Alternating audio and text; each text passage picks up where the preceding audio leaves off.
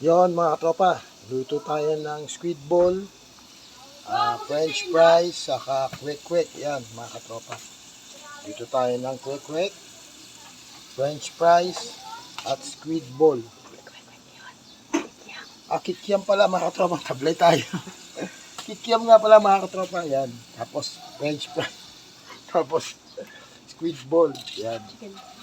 Yan mga katropa, yan. Tapos dito natin ilalagay mamaya yan kasi naubos na yung tinda natin iba kanina eh. Ayan o. Naubos na yung chicken skin natin, naubos na yung yung tawag yun, cheese stick natin. Ayan, saka yung kwek-kwek natin. Kaya ayan, siomay konti na lang.